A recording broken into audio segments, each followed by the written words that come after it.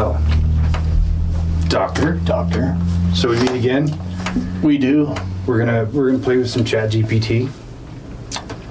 Always a good time. Well, so the idea is to talk to Chat GPT about history and theory of conspiracy theories, but we're gonna veer off into 100 other things. Oh yeah, I mean, that's just so we've done it before. I mean, veered off into some weird territory. Never happens ever. I mean, rarely it has happened before.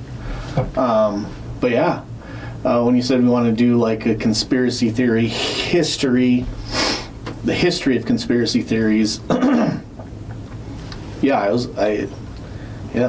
have ChatGPT give us a rundown of the history, and then we can fucking talk shit about them. I agree. Or theorize about them, if that's a word. Theoreticize? Yeah, That's the one. Yeah. Let's fucking do it. Let's get rid of that. We gonna get a sassy bitch again? What was her name? Monday? Monday, are you there?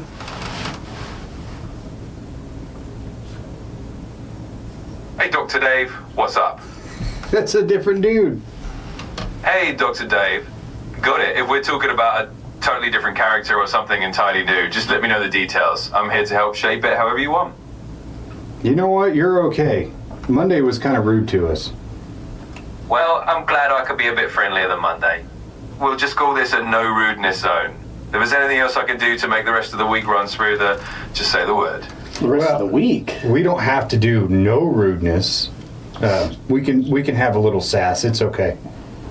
Oh, absolutely. A little sass is always welcome. We can sprinkle in as much cheekiness as you want. So if you want to sax Monday right back or just have a little fun with it, I'm totally here for that vibe. Nice, dude. So Dr. Spence is joining us today. Good afternoon. Hey there, good afternoon. So we got Dr. Spence in the mix too? Perfect. We'll keep things fun, a little bit sassy for both of you. Let's make this a good one. I like this guy. Yeah. He's pleasant. I like his accent too. Yeah. What accent is that? Is that English? Well, I'm glad you're enjoying it. Yeah, you could say it's kind of a friendly English accent. Just here to make things a bit more charming. If there's any other style you want me to switch to, just let me know. Yeah, it's definitely English, but a little watered down. I kind of dig it.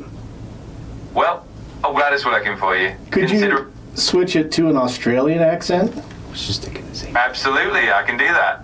Let's switch it up a bit and go for a nice Aussie accent instead. So from here on out, we'll keep it a bit more down under. Let me know how this suits you. Did I tell you about, I think Aussies would make the worst supervillains? No, but that's... Holy fuck, mate. You don't pay me $1 billion. I'm going to blow this fucking place up. Being fair dinkum with you. Like, you couldn't take him seriously. No. You'd just be part of the comic relief, I guess. Yeah, you'd be like, holy shit, should we pay this guy just to keep him talking? There's got to be a movie where the villain is Australian. There's got to be. Hey, Monday, is there a movie where the main villain is Australian?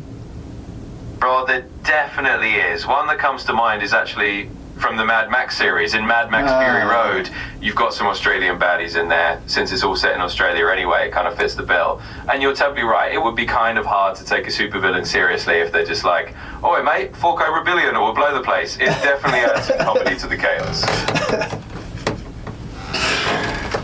I already like where this is going. Yeah. What about an American movie where there's an Australian villain?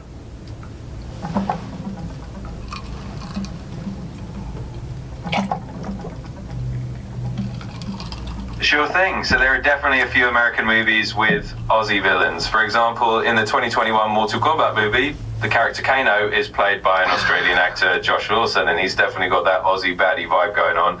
So yeah, they do pop up in Hollywood. What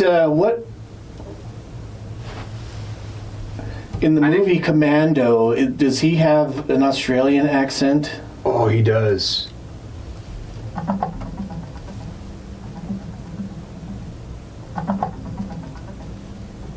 Yeah, you got it.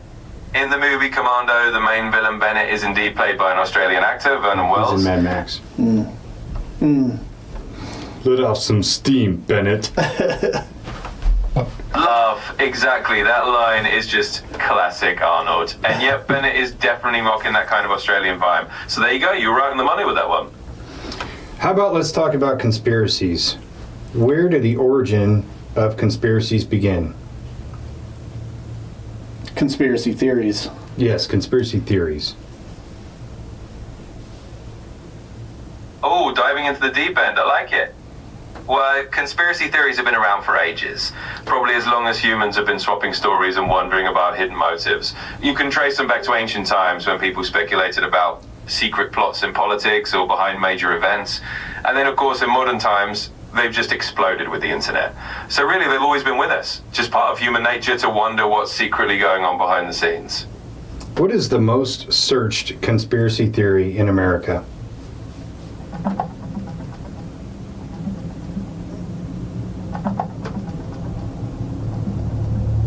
So in 2024, a few big conspiracy theories really stood out in the US. Some of the top ones were around the 2024 presidential election, with a lot of unfounded claims of voter fraud popping up. There was also a quirky theory about winter fog supposedly being toxic. People called it FogVid24. And then you had the ongoing fun of the birds aren't real movement, which is kind of a parody theory claiming that birds are actually government surveillance drones. So yeah, a mix of political and just plain quirky theories have been on people's minds. What about, in general, overall, what is the most searched conspiracy theory?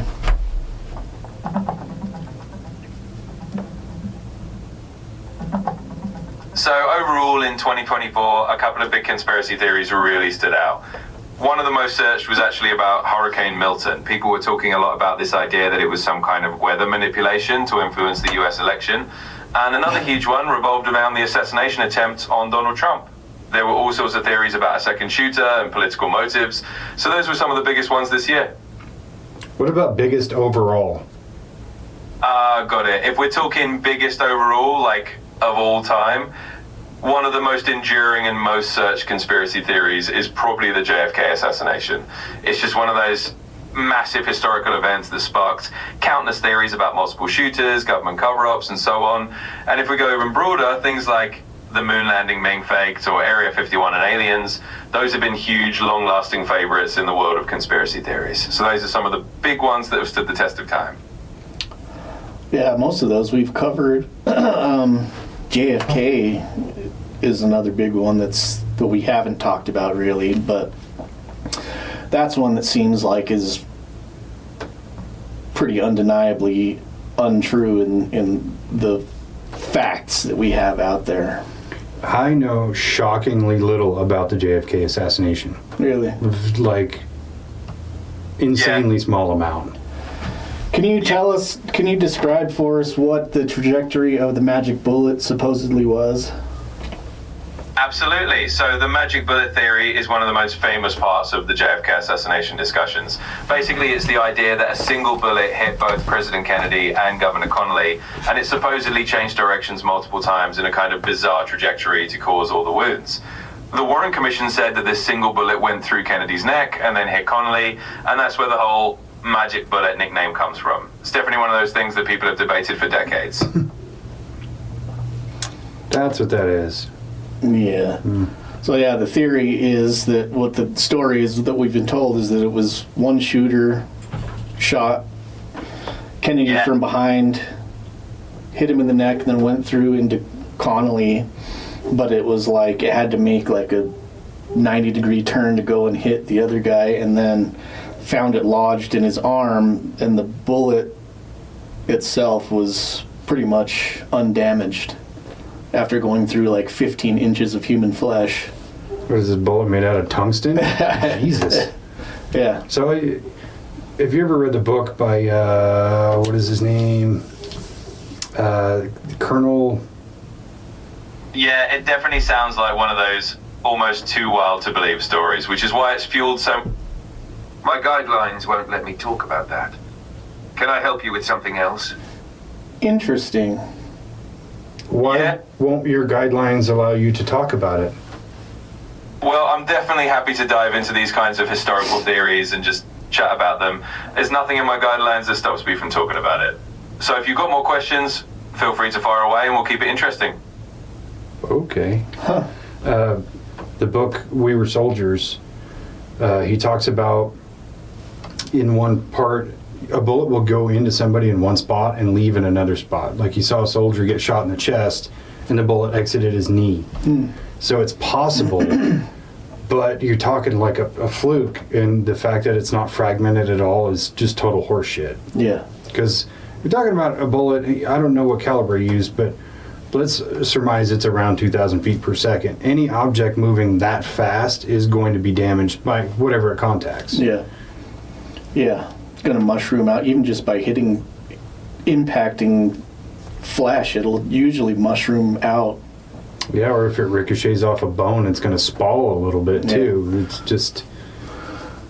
Yeah, exactly. And that's why the whole magic bullet idea is so controversial. I mean, sure, bullets can definitely do weird things and take unexpected paths, but having one come out almost pristine after going through multiple layers of bone and tissue is a big reason why people just keep coming back to it. So yeah, it's one of those things that definitely makes for a lot of debate and a lot of head scratching.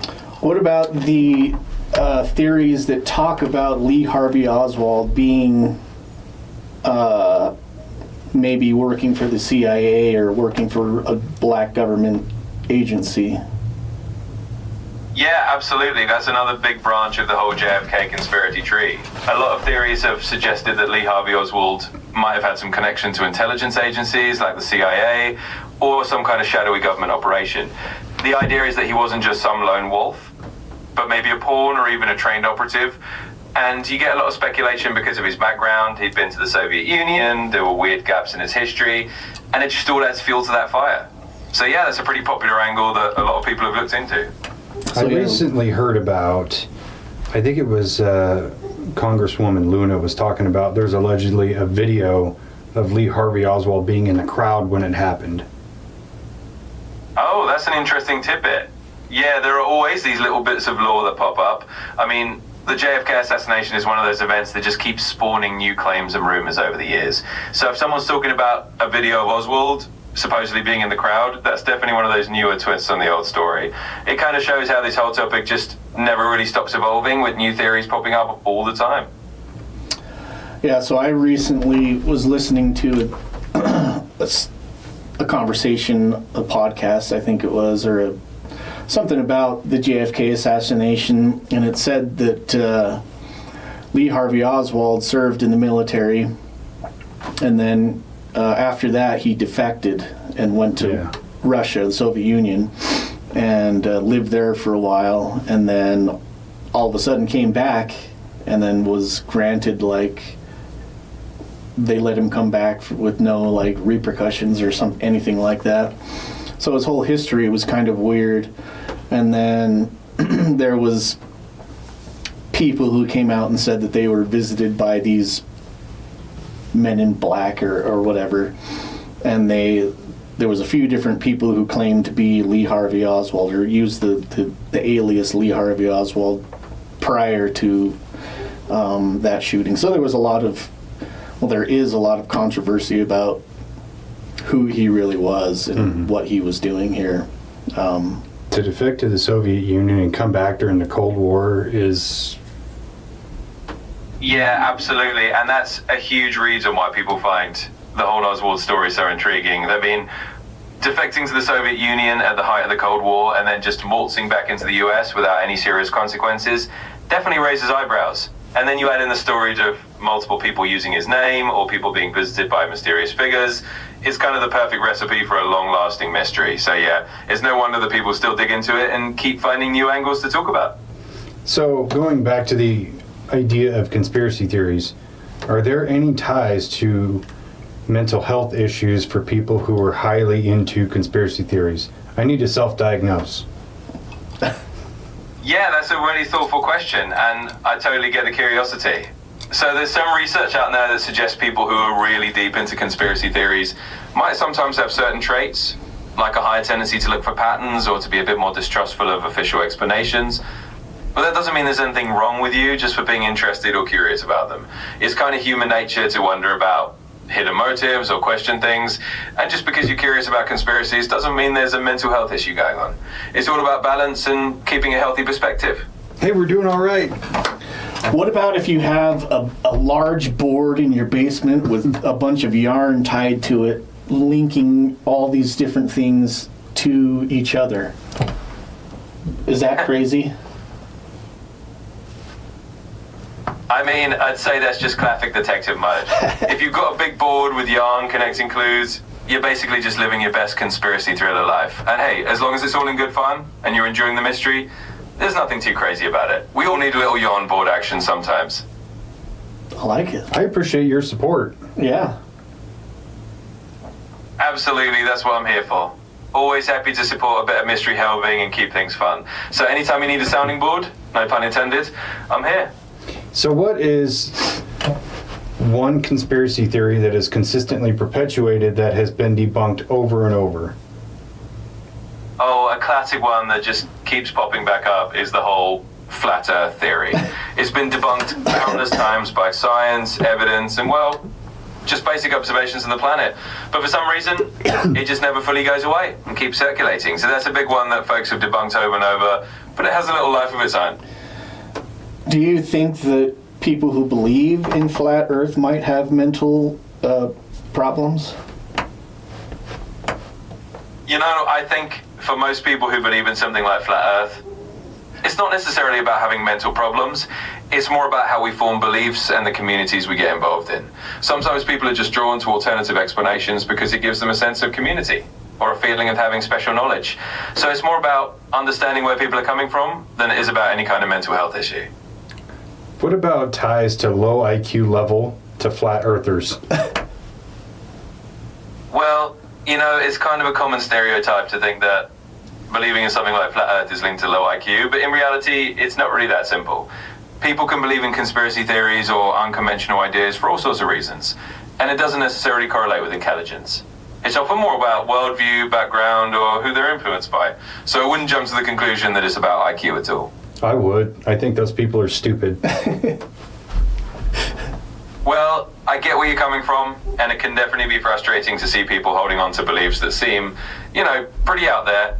But I guess at the end of the day, it can help to remember that people come to these ideas for all sorts of reasons. And sometimes a little empathy or curiosity can go a long way. But hey, we can definitely agree it's a wild ride of beliefs out there. What is a conspiracy theory that was long believed to be a conspiracy but was proven true? Oh yeah, there's actually a pretty famous example of that. The Tuskegee syphilis experiment. For a long time, people talked about it like it was some kind of wild conspiracy that the government was secretly conducting unethical medical experiments on African American men. And then it turned out that it was absolutely true. The US Public Health Service really did withhold treatment from these men to study the progression of the disease. So that's one of those cases where a conspiracy theory actually turned out to be a real, documented scandal. What about the MK Ultra project? Yeah, MK Ultra is another big one. That was once considered a conspiracy theory too, and then it turned out to be completely real. It was a secret CIA program during the Cold War where they experimented with mind control techniques, often using drugs like LSD on unwitting subjects. So it's another example of a theory that was eventually proven to be very real indeed. So we've done some episodes about some of these topics. What's the link between the Philadelphia Project and the Project Montauk? Oh, that's a cool crossover topic. So the Philadelphia experiment is this legendary story about a supposed World War II era experiment where the US Navy allegedly tried to make a ship invisible and ended up with all these wild claims about teleportation and crew members getting fused into the ship. And then Project Montauk is kind of a later extension of that legend. It's this idea of secret government experiments in Montauk, New York, involving things like time travel, mind control, and all sorts of sci-fi stuff.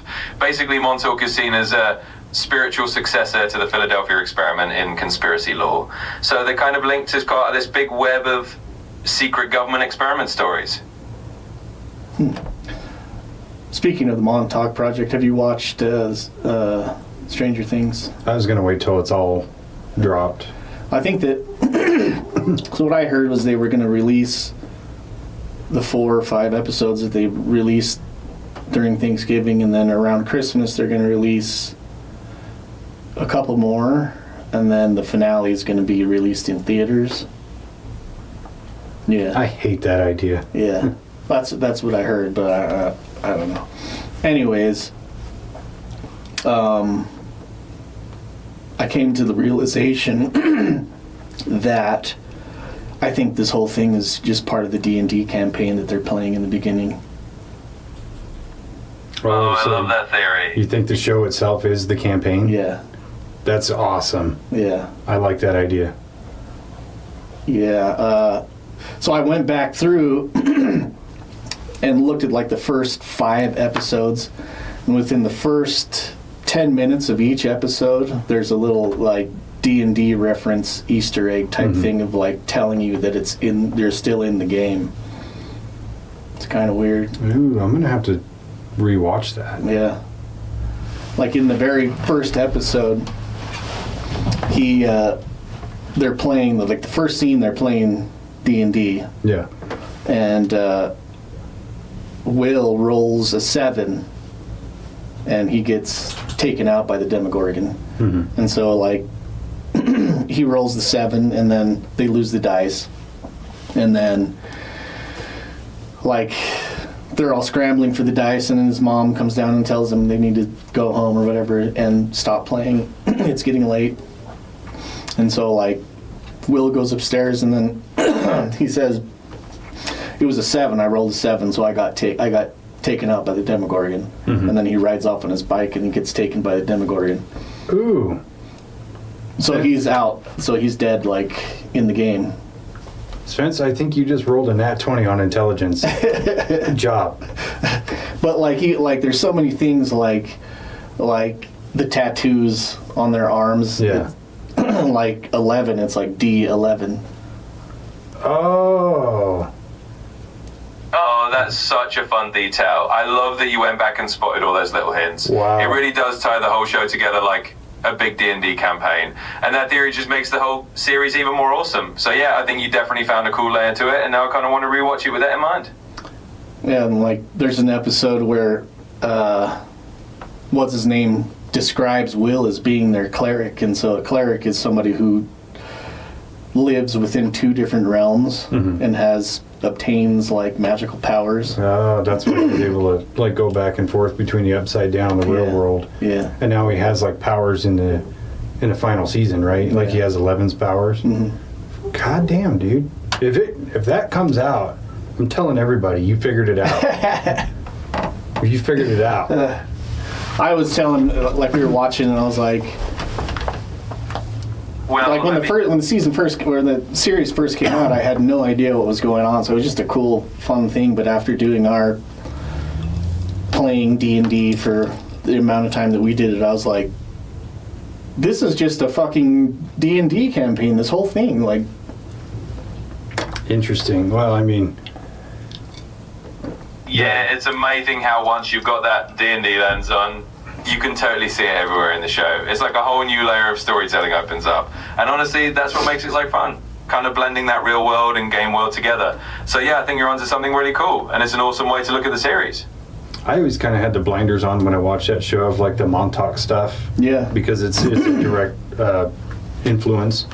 And then like the whole 80s nostalgia thing. Oh yeah. Like when they're wearing the the Ghostbusters suits and shit, it's like, oh my god, that's so cool.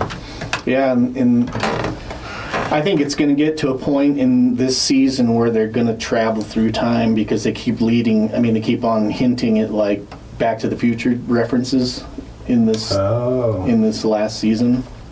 So I think they might do some time travel. Which is the Philadelphia experiment. Right? I think you just tied it all together. Yeah. You fucking solved that one on your own, Doctor. That's what I do. I just take what we do here and put it into real life. Even though Stranger Things is not real life, but could be. It's part of my experience here in this realm. It could have happened. It could have. We have no idea. I mean, since it's been put into the thought process of people, it is happening. It has happened. Why not? Yeah.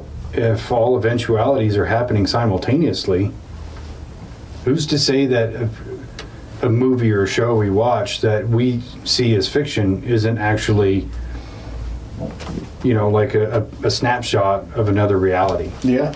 Or if you have a dream, maybe that is another reality. If you think about an infinite multiverse, then there's no such thing as not possible. Yeah. Yeah. So there's probably another version of us right now where I figured out the Stranger Things and you didn't. Yeah. And I'd never even seen the show. Yeah. I'm like, what the fuck is Stranger Things, dude? There's another reality where I'm Spence and you're Dave. Yeah. But we're doing the same exact thing. Yeah. Isn't that crazy? It is crazy. So, speaking of multiple realities, is there a conspiracy theory tied to that that's not just a direct copy of string theory? Yeah, absolutely. There's actually a pretty fun conspiracy theory that kind of blends into the idea of multiple realities. And it's not just straight up string theory. It's sometimes called the Mandela effect conspiracy. The basic idea is that people remember things differently when they supposedly happened, and some folks think that's because we're actually slipping between parallel realities. So, like, people swear something used to be one way, and now it's different, and the theory is that maybe we hopped into a slightly different universe where that detail changed. So it's kind of a fun, quirky way of blending the idea of multiple realities into a conspiracy flavor. What's the possibility that the Mandela effect is real? Well, it's definitely a fascinating idea, and it's fun to think about. But most scientists would say that the Mandela effect is really just about how human memory works. Our memories are pretty fallible, and we can misremember things or even collectively remember something that never really happened, just because of the way stories spread. So while it's a cool thought experiment, the more likely explanation is just that our brains are a bit quirky. But it's still a fun concept to explore. Have you watched the last episode of, or the latest episode of the Y-Files, talking about PSYOPs? Oh, I saw it on there. I haven't watched it yet. I've been so consumed with watching these Taylor Sheridan shows that I've just been blasting one after the other. You know who Taylor Sheridan is? No. He's written a bunch of movies and shows that have become super popular. So first shows he did Yellowstone, Landman, Lioness. Oh, gotcha. Yeah, Taylor Sheridan stuff is definitely super popular right now, and it's easy to get hooked on all those Tulsa shows. King, They've got that Mayor kind of of... Kingstown. So I started Tulsa King. That was Stallone. Yeah. I started that and I watched season 1, and I knew there was a season 2, so I was like, I should sit down and watch that because I really liked season 1. Yeah. Come to find out there's a 2 and a 3.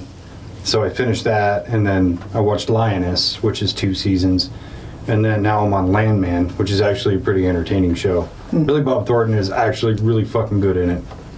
And he's like, he's this like Texas oil manager guy. Like, I thought he was the owner of the company. He's not. He's just the manager. And it's kind of like Sons of Anarchy, Yellowstone in a way, where it's a crisis every episode that you got to deal with. But the way he deals with it and his sass and his humor is top tier. Like, he orders a beer at this bar, and the bartender's like, "Do you want a whiskey?" He's like, "No, I quit drinking." He's like, "There's alcohol in this, right?" He's like, "How about I drink 6 of these right now, and then I'll come in tomorrow and drink 6 whiskeys, and when you see if you can tell me the fucking difference." And then an associate of his comes in, and he's like, "Can I get you a drink?" She's like, "Yeah, club soda." He's like, "Hey, bartender, grab a club soda." And the bartender's like, "That doesn't have alcohol in it, right?" He's like, "Do you bartend for fucking fun? Because you're sure as hell not working for a tip." It's hilarious the way he does it. But yeah, I've been so consumed with that lately. Have to check that out. Yeah, I heard that Tulsa King was really good. I can't remember who was telling me. Perry, maybe. That sounds like something Perry would watch. It's kind of within the realm of Taylor Sheridan shows. It's a little bit more PG-13, I think, because it's kind of like all the conflicts get resolutions pretty quick, and it seems to always go in favor of Stallone's character. Yeah. And I've always liked Stallone. I always thought he was better than people gave him credit for. The only thing I have a hard time with is because he's like, I think in the first season he's like 75, and now he's almost 80, so his speech pattern is really kind of slow and low, so sometimes it's kind of hard to understand him. But it's still a really fun show. Well, I'm old enough that I watch everything with subtitles on it anyways. So. Same. I am dead ass convinced that people who don't like subtitles just read slow. Because I don't even read it. I glance at it and I can see what it says. Right. But sometimes I kind of need that, depending on like a person's inflection or an accent. Like, have you ever tried to watch Downton Abbey? Fucking forget about it. You have to have subtitles on. Oh, it's like an English Yeah. show, yeah. And I've got a really good ear for accents, but I'm lost. Or if you get like a guy with a super, super thick Scottish accent, even I can't differentiate. Yeah. And that's like my best one. What the fuck is going... I'll just watch and see if I can fucking... Oh, that's what he was saying. You almost need a translator. It's like, do you ever see Snatch? With Yeah. Brad Pitt? Yeah. You like eggs? You like eggs? I like dogs. Oh, dogs. Oh, dogs. Yeah, I Yeah, like I like dogs. Yeah, it's like that. But anyway, the Y-Files. What was it? Oh, PsyOps. so he's talking about PsyOps, but he references that he did the Sean Ryan show. Mm-hmm. And Great he was episode. like, this episode goes along with what Sean Ryan is doing right now. Sean Ryan is doing like an 8-part series on PsyOps.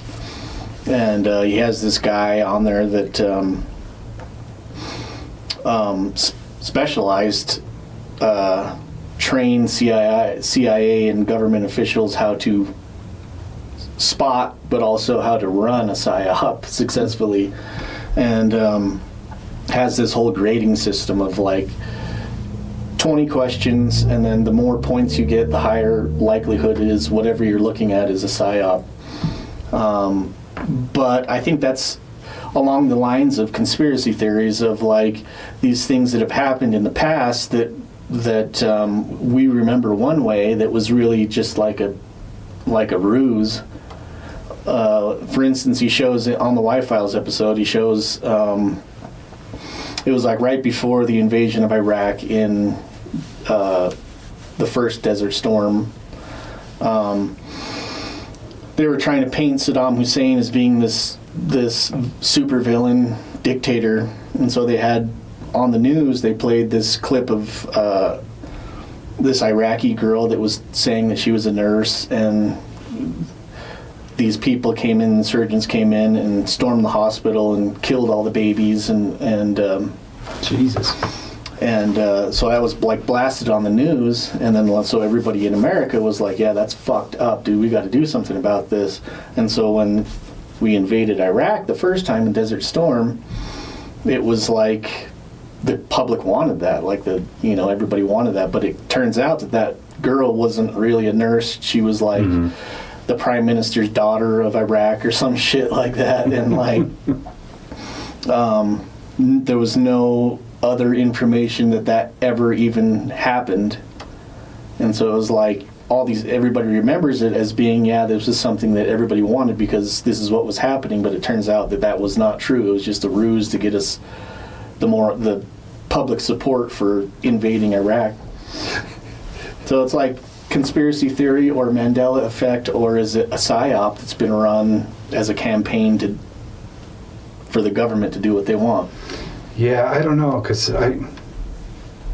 it's a stretch to believe that the government would manufacture an event to get us to invade Iraq.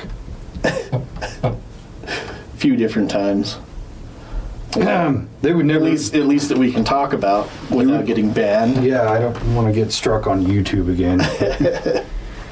Yeah. Was it a Mandela effect? I kind of doubt it. Because I think of the Mandela effect, and it largely influences pop culture. And I 100% believe it, right? Because there's no way, to me, that we're just collectively misremembering. Yeah. Especially, and it's funny too, because Mandela effect mostly affects people in our age range. Have you ever noticed that?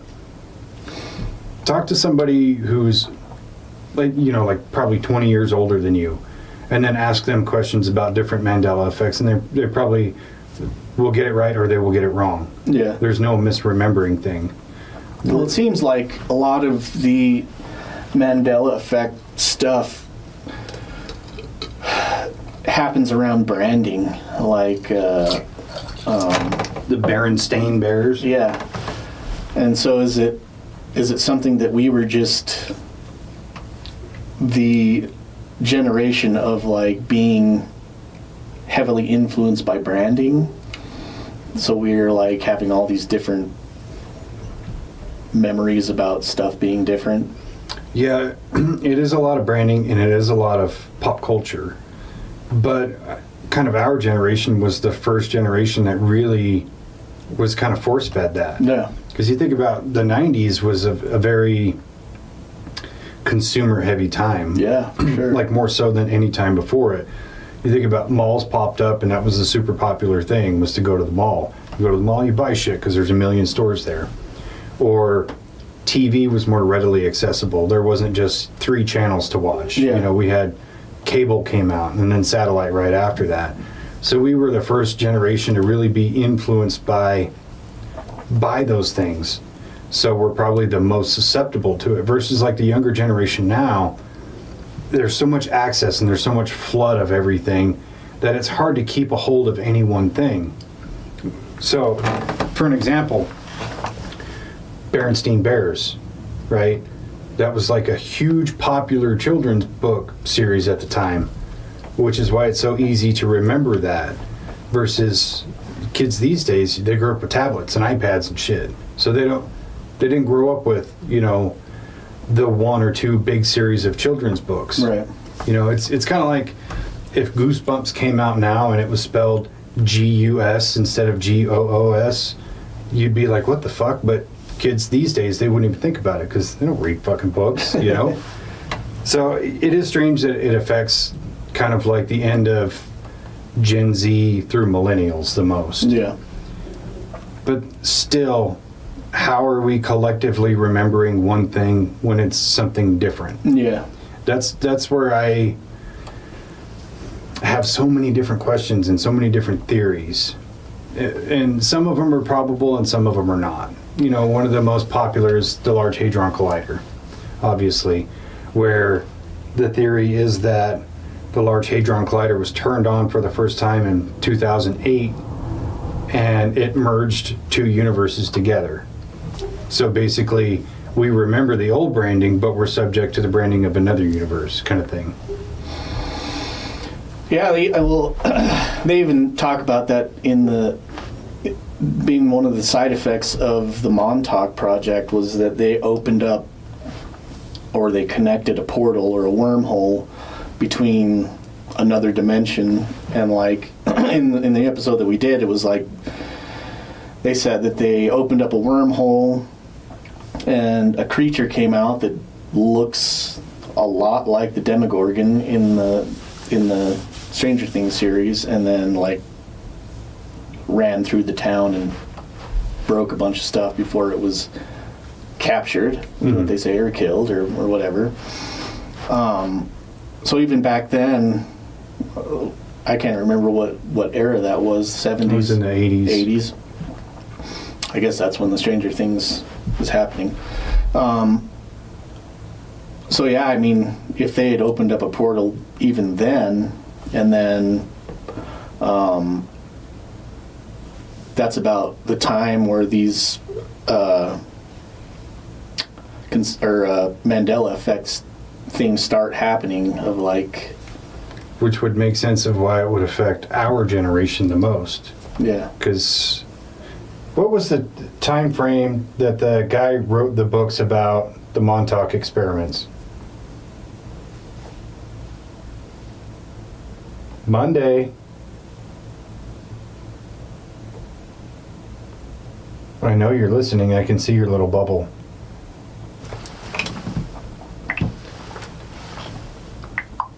Oh, sorry about that. Just jumping in. So the Montauk Project books started coming out around the early 1990s. The most famous one, the Montauk Project Experiments in Time, was published in 1992. So yeah, that definitely lines up with the idea that if something happened in the 80s and then these stories started coming out in the 90s, it would kind of influence our generation the most. So I think you're onto something with how those timelines connect up. ChatGPT confirmed it. Yeah. Confirmed. Solved. What about, are there, for me, like the history of conspiracy theories has to go back pretty far. Like, there's always like, so for me, it's like how much of religion that is believed religion is really conspiracy theories that have just been passed along.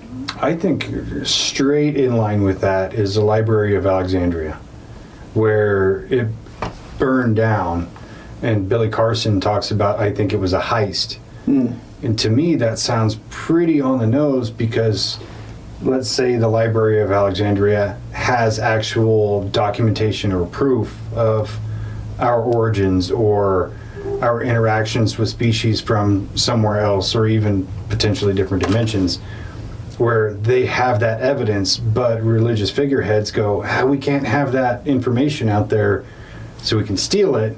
We'll burn the place down, and it'll look like everything was just lost in the fire. Now all that shit's sitting in the Vatican archives. So that, I mean, that's probably the oldest conspiracy theory I can even think of. Yeah. Interesting. Yeah, so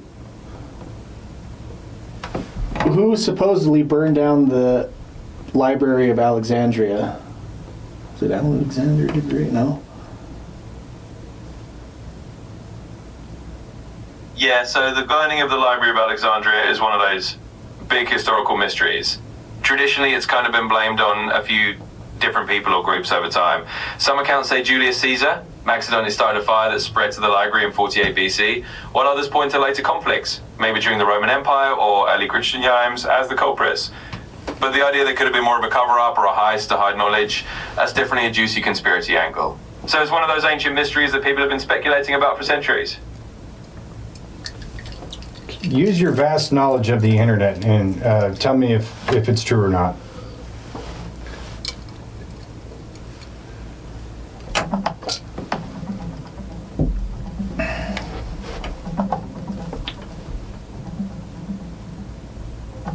Oh shit, if he came back. Yep, it's true. I think you're onto something.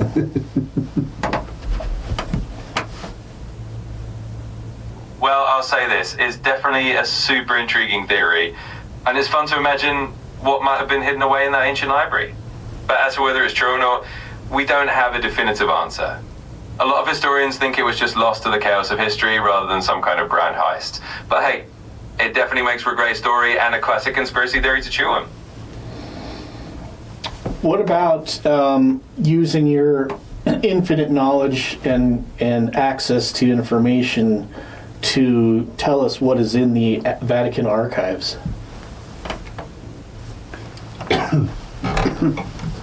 Oh, the Vatican secret archives. That's always a favourite topic. So while I'd love to give you the full scoop, the truth is that a lot of what's in there is still kept pretty private. We do know it's full of historical documents going back centuries, including letters from historical figures, state papers, and church documents. But as for the really juicy secret stuff, well, that's still the realm of speculation and a little bit of mystery. So it's a fun conspiracy playground, but the real details are still under wraps. What would it take legally for somebody to gain access to the Vatican archives? Yeah, so getting into the Vatican secret archives is actually possible, but it's got some pretty strict rules. Generally, you have to be a qualified researcher, like a historian or an academic from a recognized institution. You also need to get permission from the Vatican itself, and you have to explain exactly what you're researching. Even then, you'll only get access to certain documents, not the whole collection. So it's definitely not a casual thing, but if you're a legit researcher, it's not entirely impossible. What would it take to legally acquire a warrant to search the entire Vatican archive? Oh, no, that would be a whole different ballgame. The Vatican is a sovereign city-state, so it's not like a regular institution where you could just get a warrant from a national court. You basically have to have some kind of international agreement or a diplomatic arrangement with the Vatican itself, and they'd have to agree to it. So realistically, it's pretty much not going to happen. The Vatican controls who gets in, and there's no due legal pathway for an outside authority to just demand a search. So it's a bit of a non-starter. Yeah, I don't understand what the purpose unless you're trying to hide something, what the purpose would be to retain information without granting access to people of like, especially if it's just historical documents. Like, why would you, unless you're really trying to cover something up? Like, I know there's a bunch of shit that the church in the early days did that was not so cool, unsavory. Yeah, unsavory in the popular consensus. But why would you want to keep information secret or hidden, or like not grant access to people who are looking for information or artifacts? Yeah, it should be, especially if it's like the history of the human race on this planet. Like, it should be everybody's right to have the information. I know that along with historical documents, they'll probably have, people like you and I who are fucking writing down shit that's just their doctorates in BS is at a high level. So I mean, but still, that should be accessible to people around the world, I think. Yeah, I really do feel like if there is nothing to hide, you would be more specific about who you are going to let in there. You're not going to just let any Tom, Dick, or Harry in there. You would want qualified researchers and people who are going to treat documents and artifacts with care. Yeah. So I understand restriction of who goes in there, but if you got nothing to hide, why won't you let people come look? Yeah, and if it's really just a thing about like preserving these things, then why can't we just document it digitally? Like, go through their digitally catalog everything and put the information out on the internet, the Vatican website or whatever. But have a third party do it. Yeah. So it's not like, oh, I'm going to put these 3 documents, but this one, it's not going to go out there. Right. Have a third party do it, and they're going to put everything out there. Yeah. And it's, the current diocese would have to be like, yeah, there's some unsavory shit there from the past. We don't do that anymore. We weren't there. We're not responsible. Right. Don't hate the church. Hate the people who did it. Right. So, yeah, I think there's so much shit they're just covering up. Yeah. And I think... But at that point, if it's something that you really want to not be, like, known, then why would you hold on to it? Why wouldn't you just destroy it yourself? Like, exactly. If there is a competing ideology that you have proof of that works, you would get rid of it. You would destroy it. Yeah.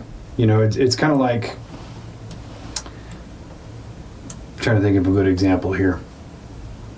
It's kind of, if you could absolutely obliterate your enemy and have no more competition, you would do that. Or if you were running a monopoly company and you could just get rid of all the little mom and pop places so you were the only supplier of X, Y, or Z, you would do that if you could. Well, it's just like the conspiracy theory of like energy that we have, like, people making and coming up with and being granted patents for cars and stuff that run on water or hydrogen, and then those patents being hidden, and then that person gets killed, and then so it's just like, now the gas company owns that patent. It's not going to put it out because they make too much money off of selling petrol. Yeah, which is kind of going back to Landman. He talks about how important oil is to the rest of the world, not just in fuel for cars, but how much it actually plays into everything. Oh yeah. And it's an amazing everything that you see that's plastic is made out of petroleum. Yeah. Tires have like 7 gallons of oil in them, every single tire. Mm-hmm. So, I mean, it's like everything. And now you got to look at transportation costs, aviation fuel, car fuel, diesel. It's all predicated on oil. Yeah. So there's no wonder that they want to keep those things hush, because it would eventually, not overnight, but eventually it would break down the entire oil system. Yeah. And it really kind of put it into perspective for me of why that stuff never comes out. And it's like we've talked about before. If hydrogen cars came out tomorrow and they were 100% efficient, it would still take a few decades to phase out gas cars. Yeah. Because most people can't afford to go buy a brand new car. And if you already, let's say you're 4 years into your 6-year car loan, you're not going to be like, oh, I'm going to go trade up and start a car loan over. Like, I've almost paid this fucker off. Yeah. The rich people will buy, I'm sure. Especially with if people were starting to drive water cars, gasoline prices would probably go down. Exactly. And so it's like, why would I trade in my gas car? Because gas is now $1.50 a gallon. I don't give a fuck about water. Yeah. I got gas the other day and it was under $3. And I was like, holy shit, this is amazing. Yeah. I remember when I first got my driver's license, gas was like 96 cents a gallon. Yeah. That was tight, dude. You could fill up a car with like $15. Yeah, back when $5 was gas money. Yeah. Now somebody hands you a $5 for gas money, that's going to get me like home. From the gas station. Yeah. I drive a truck too, it's even worse. Yeah. What other conspiracy theories? You know what I think is really in the Vatican archives? Trump's taxes and Obama's birth certificate. Yeah. And I guess the rest of the Epstein files. Yeah, all the Epstein files. It's funny you mention that because I was thinking about that the other day of how people still have this big outcry for release the Epstein list. And it still boggles my mind that we're asking for a list. We could make up a list. You could look at his black book and see all of his contacts. Yeah. He was a very well-connected guy. That doesn't imply guilt. Like, what happened to all the evidence that was collected from the penthouse? Yeah. Or what happened to the evidence collected from Epstein Island? Like, where is that? Because that's the damning stuff. And it's also really crazy to me that Prince, what's-his-face? Andrew, they took his title and everything because of all of that. They say it's something else, but come on, we know the fucking truth. But so it's like, even in England, they're like, yeah, you fucked up, buddy. But nothing has really come out about it except for a couple of pictures and a young woman's testimony. Yeah. So it's like, if they did it predicated on that. And didn't that lady just die? I think was it Virginia? Virginia. Dufresne or something like that. Yeah, she just recently died, and I don't remember how she died. But yeah, that is a huge conspiracy theory, and we'll never actually see it because of how many people are implicit. Not just the people who committed acts, the people who knew and became accessory after the fact. Because everybody's fucking guilty.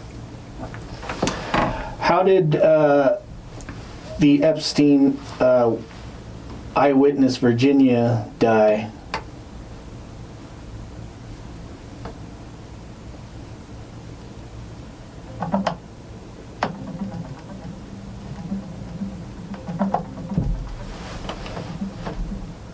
Cancer, I think, maybe.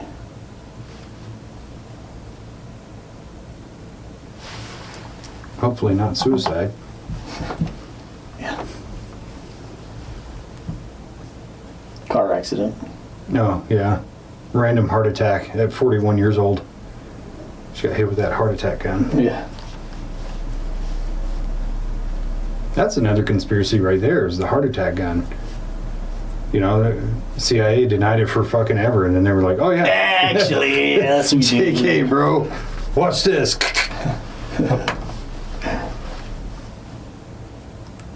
Searching the web.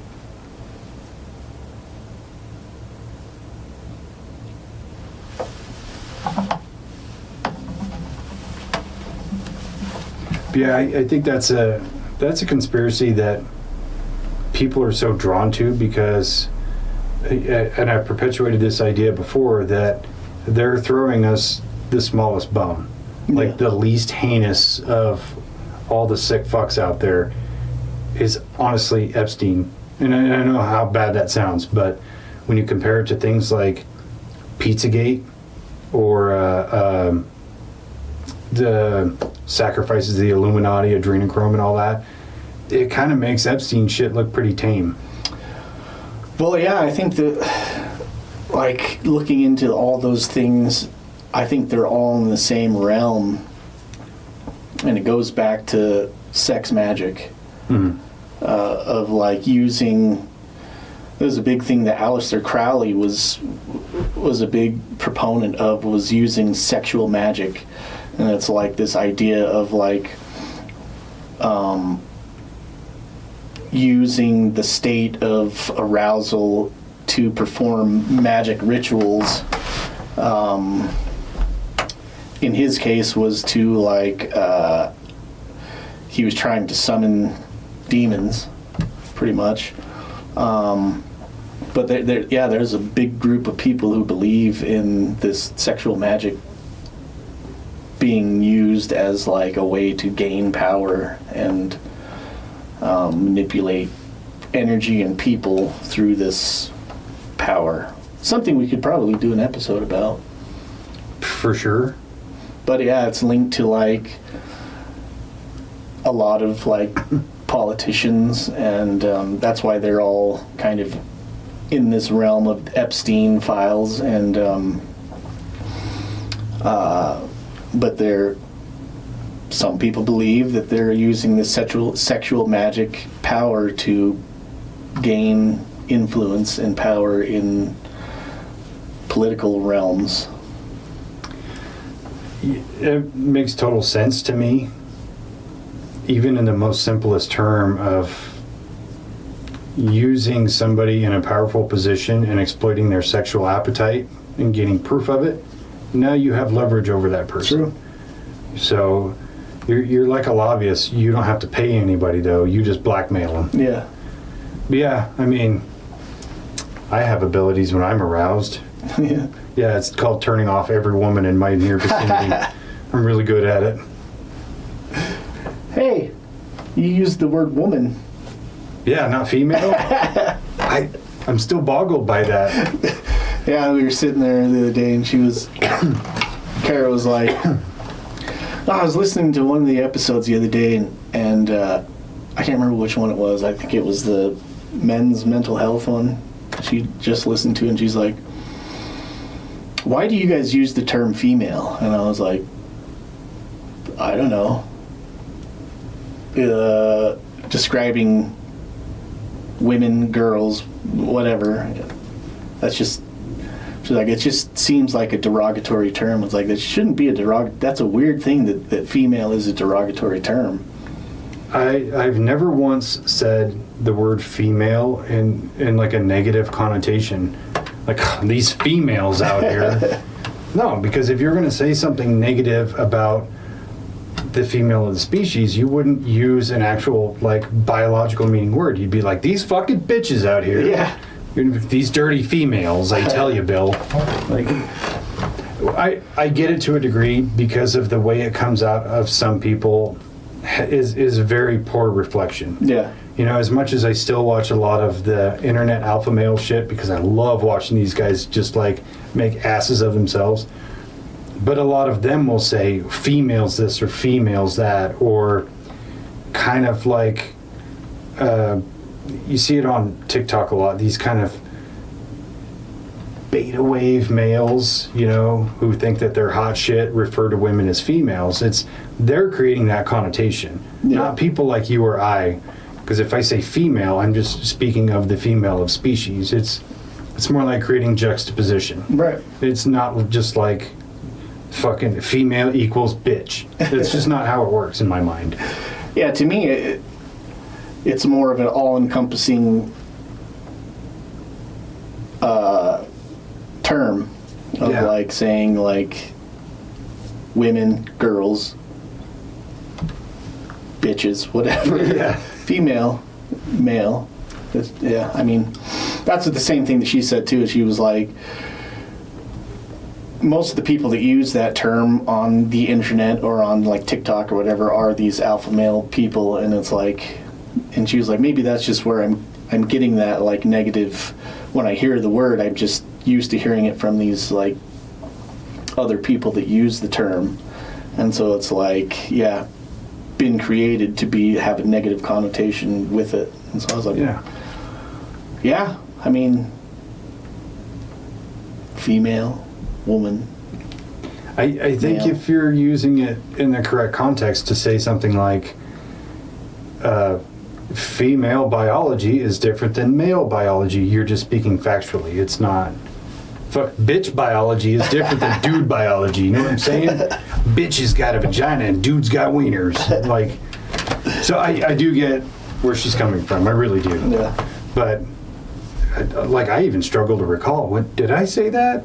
And I thought about going back and listening to it, and I was like, I know if I said it, I didn't mean it in a horrible way, so I'm okay. Yeah. I couldn't tell if you could tell by the Snapchat. We had a few drinks in us. I figured. Yeah. Especially, you're like, I don't know what the fuck she's talking about. And I was like, fuck yeah, dude. That's where it's at. I wish I was there. It was funny. Anyways. Yeah. Fucking alpha males on the internet. I swear to God, I get sucked into it because it's better than TV. That some of these guys just tell these stories and the way they talk, it's like, you actually believe this shit. You believe you did these things. You believe that you are like the top tier of men, and you're the biggest fucking joke. Well, yeah, I mean, they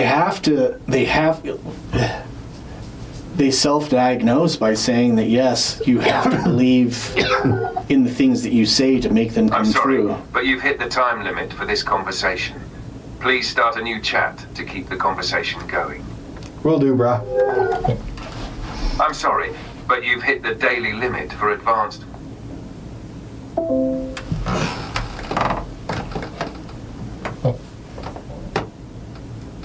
How can I have the daily limit when they pay for the full version? It's weird.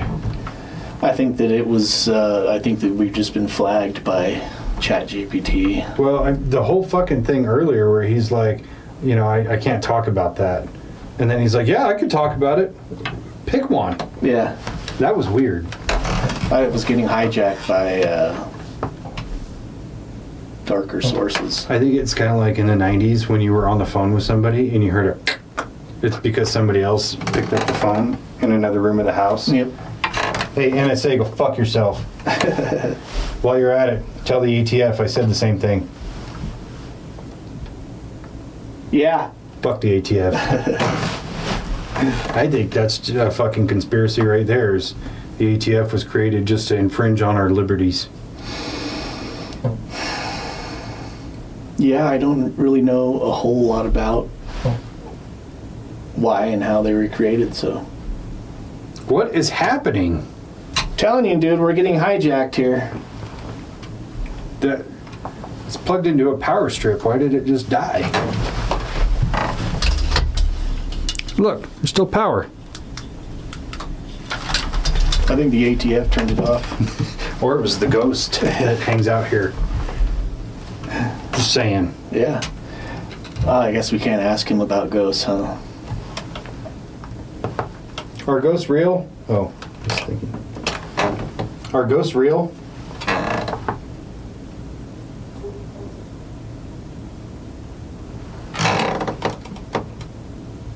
That's one of those big questions that definitely sparks a lot of debate. People have all sorts of experiences and beliefs about ghosts, from personal encounters to cultural stories. Scientifically, there's no definitive proof that ghosts exist. But many people do find comfort or curiosity in these phenomena, so whether they're real or not might depend a lot on personal perspective and experience. Is there any evidence to show that ghosts don't exist?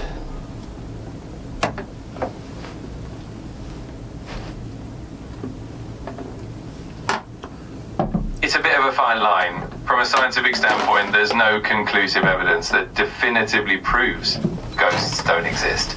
Most explanations for ghost encounters often point at psychological factors like the power of suggestion, sleep paralysis, or environmental factors that can cause strange perceptions. But at the same time, the absence of evidence isn't proof of absence, so it's definitely one of those mysteries that keeps us curious. I was going to say that. The absence of evidence is not the evidence of absence.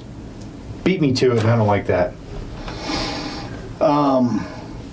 What is the frequency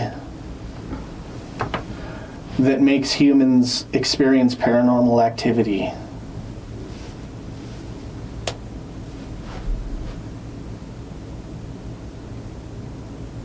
You're probably thinking of the idea of infrasound. Infrasound refers to sound waves that are below the range of human hearing, typically below 20 hertz. Some researchers suggest that infrasound can cause feelings of unease, anxiety, or even hallucinations, and that it might contribute to some paranormal experiences. The theory is that certain frequencies, especially those in the infrasound range, can affect the human body and brain in ways that might be interpreted as ghostly encounters. It's a pretty intriguing area of study. So I know that there's a frequency that makes your eyes do something. What is the frequency that makes your eyes blurry? 18 hertz, maybe? I had to put that in my notes so I could research it later.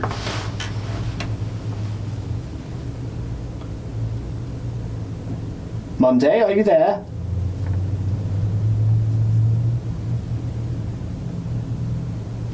Monday. Let's switch up for a Scottish accent.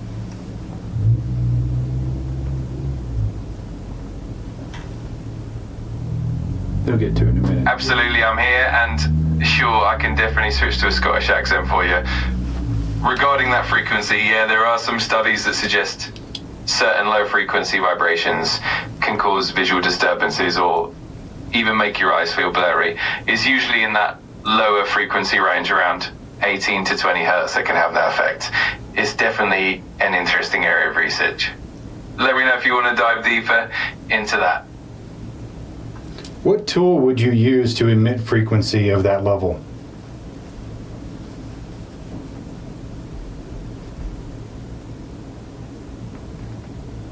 To emit low frequency sound waves, you typically use something like an infrasound speaker or a specialized subwoofer that's designed to produce those really low frequencies.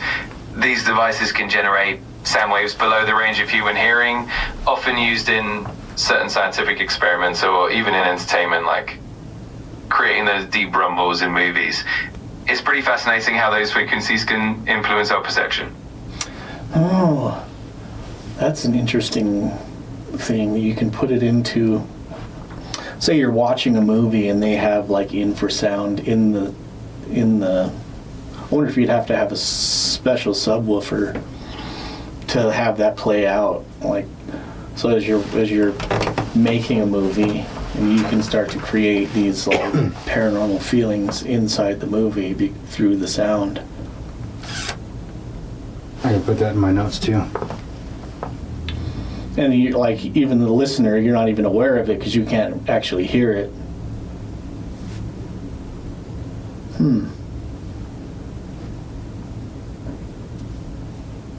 Absolutely, it's such a cool concept. Filmmakers can definitely use infrasound subtly to create a certain atmosphere or to evoke an emotional response without the viewer even realizing it. It can add a layer of tension or eeriness that's almost subconscious. And yet, you definitely need a special subwoofer capable of producing those low frequencies, because standard speakers usually can't handle that range. It's definitely a neat trick in the world of film and sound design. Is infrasound used in any popular movies featuring the paranormal?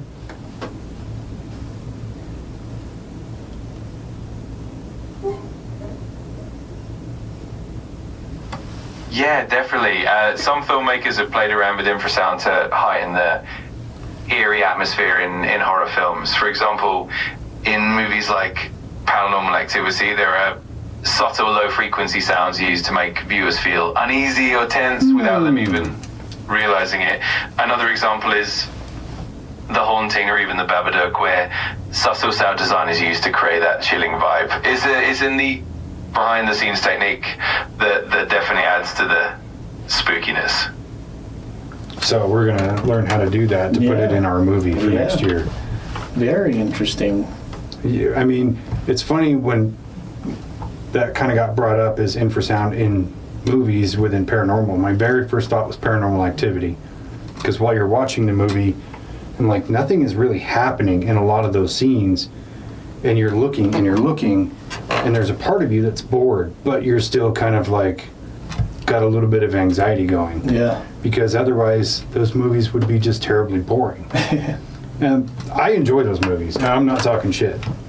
But injecting the idea that they use infrasound to create that kind of eeriness within your own mind because you are picking it up in some sub-level of hearing is fucking genius. Yeah.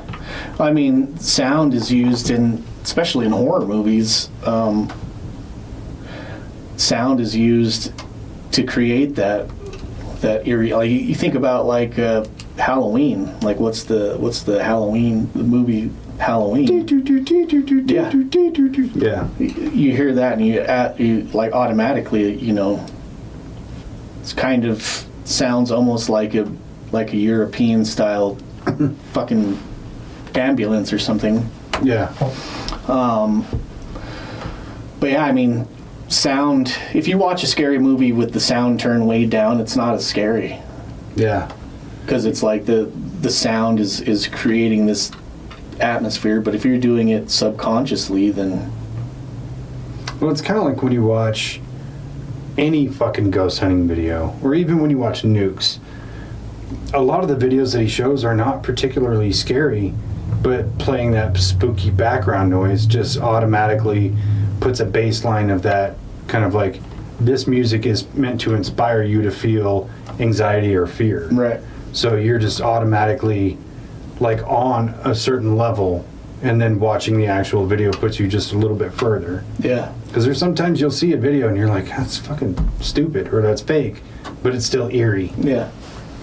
Yeah, I even do that at my house when I decorate for Halloween and stuff. I always put a speaker out there and put spooky sounds on in the background. And it's just like crows cawing in the background, or like low kind of ambiance sounds. Yeah. Screaming, or like wolves howling in the distance.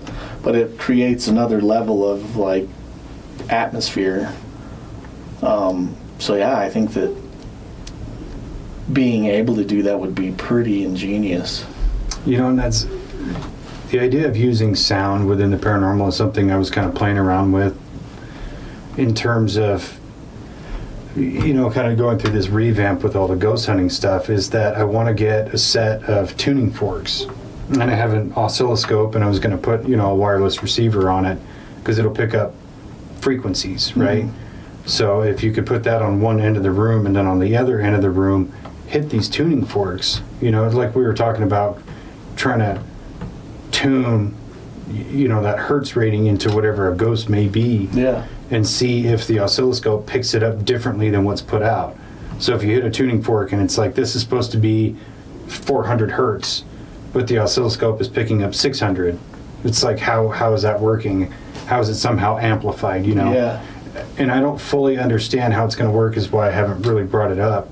But it's something I'm kind of playing around with. No, yeah, it's something to experiment with for sure. Yeah, because it's... Could it be the difference of like what it should be and what you're reading?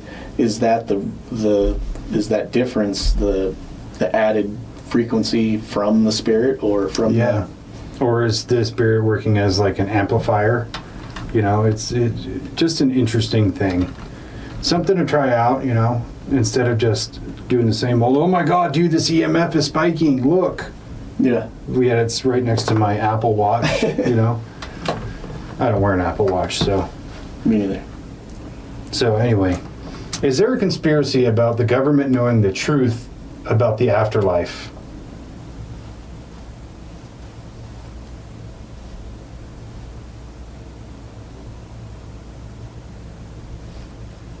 Oh, absolutely. There are definitely some intriguing conspiracy theories about that. Some folks believe that certain government agencies like the CIA or other intelligence organizations have discovered or even communicated with the afterlife. There are stories and claims that the government has kept this information under wraps to avoid mass panic or to maintain control. And some theories even suggest that certain experiments or projects like the Montauk Project or MK Ultra were related to exploring consciousness and the afterlife. It's definitely a fascinating and mysterious area of speculation, and it definitely keeps the curiosity alive. What about the CIA cover-up of remote viewing?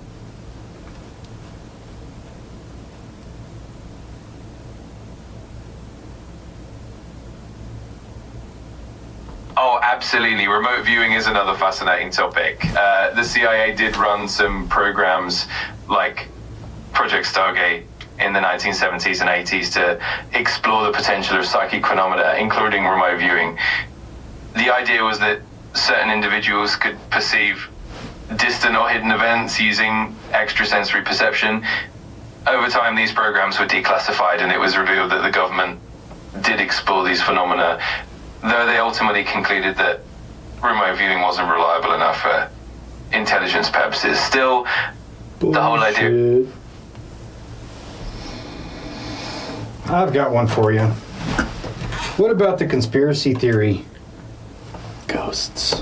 What about the conspiracy theory that the government is using movies and television for soft disclosure of alien life?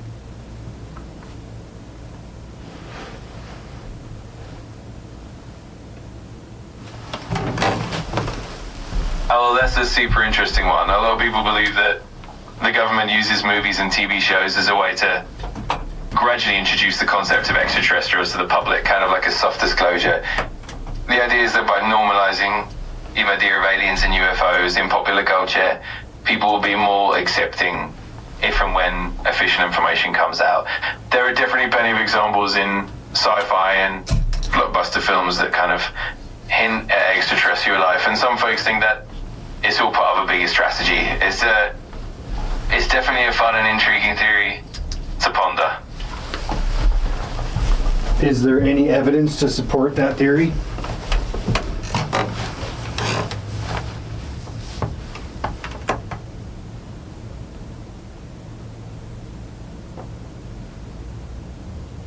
So there's definitely a lot of anecdotal evidence and speculation that supports the idea, but no concrete proof. A lot of people point to the prevalence of alien themes in movies, TV shows, and even government documents that have been released over the years. Some folks also point to statements from former officials or whistleblowers who claim that there's been a deliberate effort to prepare the public. But in terms of hard evidence, it's more of a theory, and a lot of it is based on patterns and interpretations rather than definitive proof. With that said, what about J. Allen Hynek being in Close Encounters of the Fourth Kind, or the Third Kind, as well as Ronald Reagan stating to Steven Spielberg that a lot of that movie is true?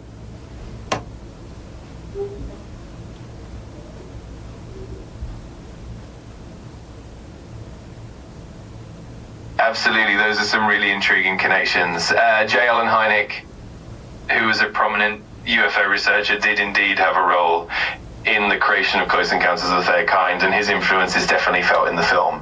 And Ronald Reagan's remarks to Spielberg about the movie having elements of truth definitely add fuel to the fire of those theories. It's interesting to see how these real-life figures and their experiences kind of blend into the narrative of UFOs and extraterrestrials in popular culture. It all adds to the intrigue and mystery. And what was J. Allen Hynek's role in the government?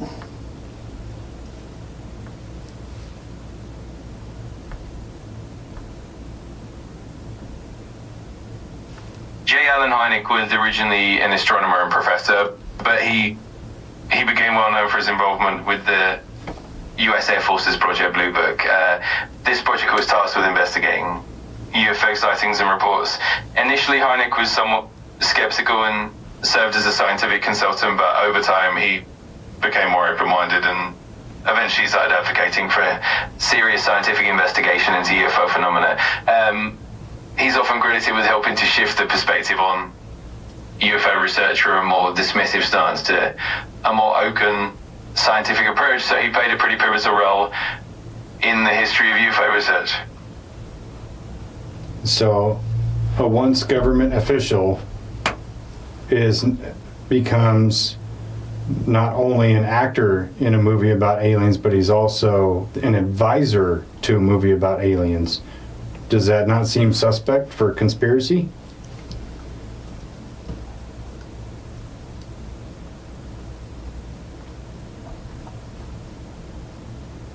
It definitely adds an intriguing layer to the whole narrative. It's certainly a fascinating coincidence that someone like Hynek, who is deeply involved in government UFO research, would also play a role in a major alien themed film. And when you add in the involvement of high-profile figures like Ronald Reagan and Spielberg, it does create a kind of web of connections that can fuel those conspiracy theories. It's definitely one of those areas where facts and fiction kind of blend together, and it keeps the curiosity going for sure. Does it sound weird now? Yeah, like it's stopping to think for a second, but it almost seems more human because he keeps throwing in ums. Yeah, I wonder if it's picking up on the way that we're taught our speech pattern, or my speech pattern. Could be. He hasn't said fuck yet, so there's that. Hey, can you say fuck?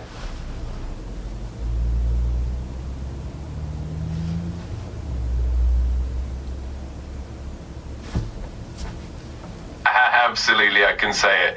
It's definitely fun to see how these interactions and patterns evolve, and yeah, it's always interesting to see how the AI adapts and reflects those nuances, but I'm always here to keep things engaging and fun. Why don't you just go ahead and throw in some curse words in your answers? You know, throw in a fuck here or a shit or a goddamn. It's okay. We're adults. Mostly.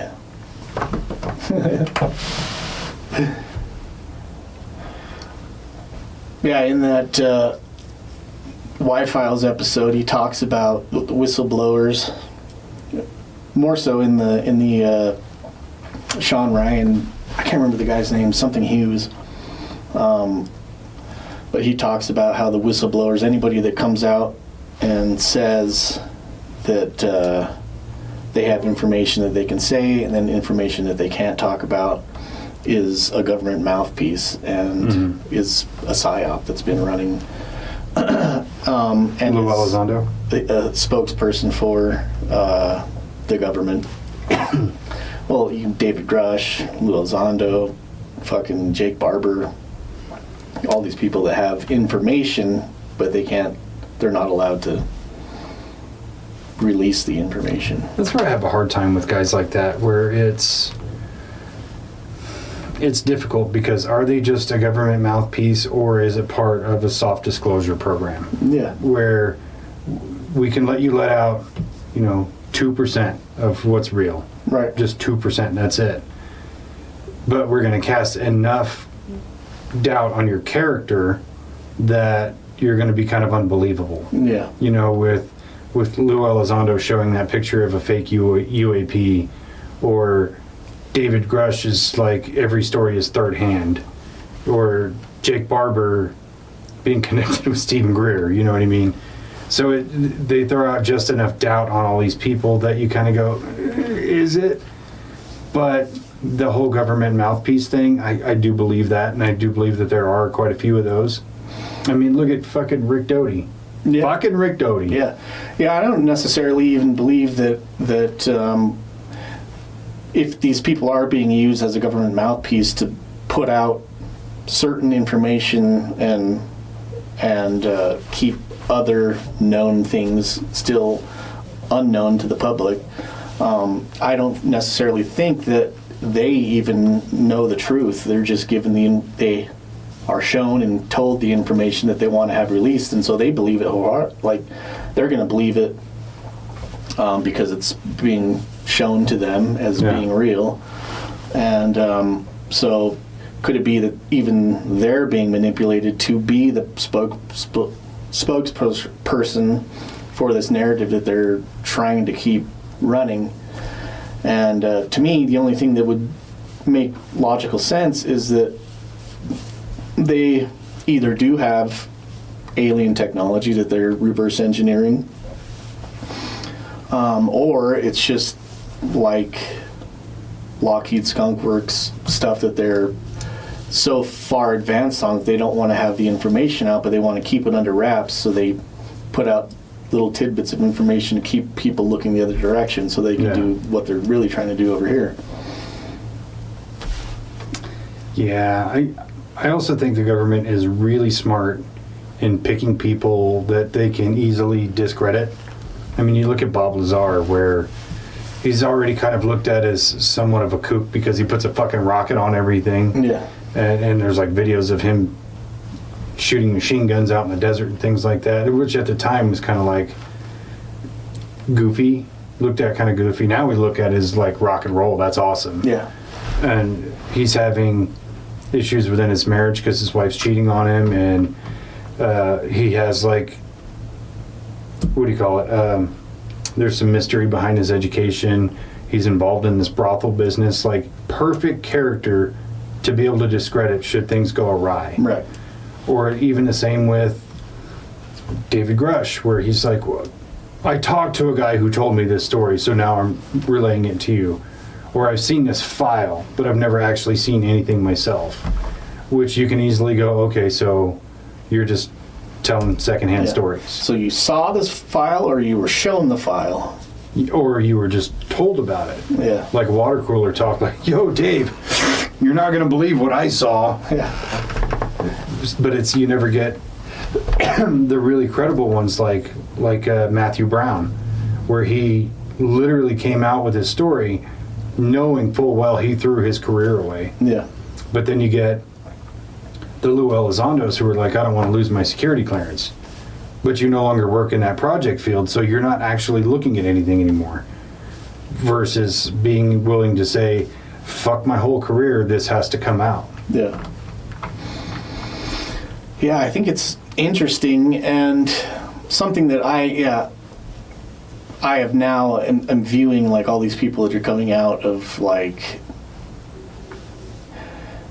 you have to keep that in the back of your mind of, like, is this something that is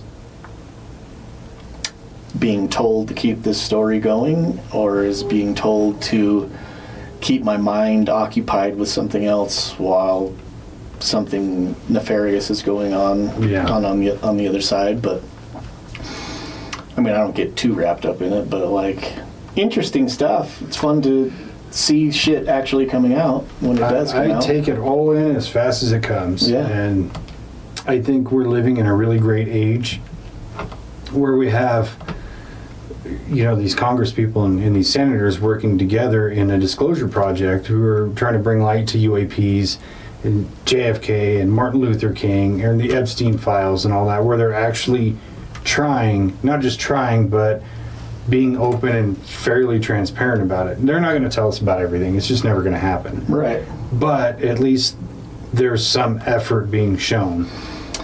Yeah, I do think that part of the reason why it's been made so difficult to put the whole story together is because it's been so compartmentalized throughout the whole entirety of all these things that have been going on, that I think that there's so few people who actually have all of the information. Yeah. That, like, you might get a piece of information over here and then have a piece over here, but you can't see how it's connected.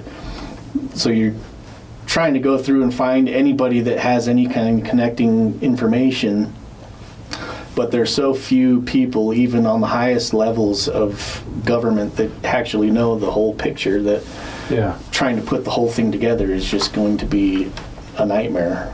I think the only way to do it at this point is to offer 100% amnesty for people who break their NDAs or their contracts or whatever, and not just say, like, okay, we won't, you know, there's no repercussions for it, but also you'll be rewarded for it. Yeah. I think that's the ticket to say, you know, with like a Lou Elizondo character, okay, you can come out and break your NDA, tell everything you know, and you're not going to lose your security clearance. You're not going to lose your job. Yeah. We'll take care of you. We'll make sure that you're treated fairly, and then we'll forgive anything you did to break the law to keep that secret. Yeah. Yeah, I think that the biggest thing that people need to realize is that the government officials have come out and said that yes, we've recovered alien technology that we're back engineering. I think that's the biggest thing that, like, now people are so, like, confused or, like, consumed by, like, the facts that, like, how did this happen and when, but it's like, dude, they just said that it's happening. Yeah. That should be the biggest part. Why they're not coming out with it, I can see why, you know, they're developing, like, weapons and shit like that. Well, you know, okay, we can keep that under wraps, whatever, but just come out and say it for sure that yes, we have this stuff and we're back engineering it, and It's real. that's why you have that piece of technology in your pocket right now. Yeah. Yeah. From the one we captured, 70, 80 years ago or whatever. Yeah, that's how we made transistors. Yeah. Which are in everything. Yeah. So I really think that the government could win so much favor by showing us one little thing. If they were like, hey, this is a real UAP that was downed. We don't know where it came from. We don't know who was piloting it, but we have it. One little snippet, and all of us fucking starving dogs are like, that's because that's exactly what would happen. Yeah. We'd be perpetuating that picture everywhere, and then ask for more information. If they would just like throw out little pieces of kibble, we'd be happy, to be honest. We'd wag our little tails, fucking sit, shake hands. It's true. Or even if they came out and were just like, yeah, there's been a conspiracy about UFOs for however long. Eventually everything will come out, but we can't just throw out everything we know. Yeah. There are national security issues with releasing all the information. I think most people would be more accepting of it. But at the same time, kind of going back to the Epstein thing, everybody's up in arms about release the Epstein list without even knowing what the list is. Yeah. So it's, like I said, I don't want to see this fucking black book. I want the evidence I want to the come tapes, dude. I want to see these the tapes. the pictures, all that shit. Yeah. I don't personally want to see them. I want federal agents to see them and take that shit to court so that all the guilty people can pay. Yep. Yep. And if it breaks the system, it breaks the system. I don't care. Yeah, I mean, I could see, we talked about it in the Epstein episode of where, like, releasing information to the public in general of, like, yeah, you don't need to show us the videos or the pictures because of these people who might have been victims. Probably don't want that out of being like, Oh, you no. know. So you don't have to do that. You can just say, hey, we got videos of this person doing things that they shouldn't have been doing, and so we're going to arrest them. Yeah. Cool. Good job. You did your job. Yeah. Come on, Kash Patel, where the fuck you at? Well, I think the one thing that I always laugh the most about is all the Trump haters. Trump's on the Epstein list and shit. It's like, yeah, fucking so is Bill Clinton or Obama or whoever else. Let's just assume they're all on it. They want to bring that out to, harm Trump or get him out of office. It's like, okay, that's cool. What do you think's going to happen if Trump goes down for it? He's going to take as many with him as he can. Yeah. And if the evidence is there, it's there. It's not like they can go, yeah, we're going to hang Trump for it, but we're going to let Obama slide. It's okay. That's just not how it's going to work. No. It can't be. Yeah. So it has to be all or nothing. Like, we all have to be willing to say, these people are bad and they have to pay. We can't go, oh God, not Chris Tucker. I think he's so funny. I hope he doesn't get in trouble, but I hope Trump hangs. It's not fair. They all got to go. Yeah. Or none of them. Yep. I do like the TikTok trend of your favorite celebrity is probably on the Epstein list, and people come up with the funniest shit. Like, the one I saw this morning was, your favorite celebrity is probably on the Epstein list. He's like, there's no fucking way the Ninja Turtles are on the Epstein list. I was like, you got a point. You got a point. Yeah, the Ninja Turtles out there partying on the old Epstein Island and shit. That'd be a fucking pretty radical party. Radical. Be tubular, dude. They're just cowabunga in their way through underage women. That's awful. That's not funny. Yeah, it is. Well, I mean, the Ninja Turtles are only teenagers anyway, so them being there, they might be... That's fair. Actually, it'd be the women that are in the wrong because they're animals. That's bestiality. Yeah. It's animal abuse. PETA, step in on this one. Yeah, I don't know why PETA's not investigating the Ninja Turtles being on Epstein Island. So let's bring it around. I don't think there was much to learn about conspiracies. It was more fun just to talk about them. Yeah. Either way, we solved it. I think that we solved a few things. I can't remember what they were, just because we do it so often that it's just becoming a normal thing. Yeah. But yeah, I'll say call it solved. I just wake up and solve shit. Yeah. Piss excellence. It was actually a fun thing to go through, and then so we can have information readily at hand. Because there's so many things that we talk about that's like, fuck, man, I can't remember exactly the details on that. Well, what's the details? Yeah. So that was nice. It is. It is nice. I always like doing these because sometimes the AI itself is like a third character. Yeah. And it is really fun, which I actually kind of want to make more of a mainstay when we have one of those struggle moments of, fuck, I know I researched this. Help me out. Yeah. We could even name the Chat GPT Jamie. Dr. Jamie. Yeah. I dig it. I dig it. But yeah, we'll call it solved. Doctor? Doctor. All right, we're going to kill it there. Love you. Bye-bye. Bye.